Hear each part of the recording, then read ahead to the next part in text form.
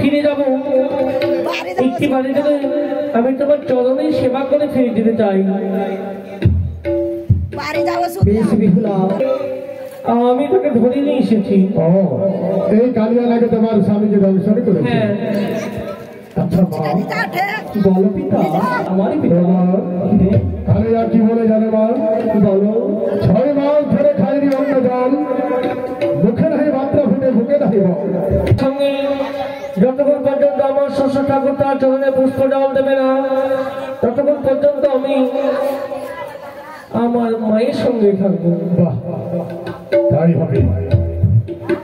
তবে বেহুলা বলে দাদু যখনই তুমি তোমার স্বামীর প্রাণদান চাইবে এই দেবগণ তবু মায়েরা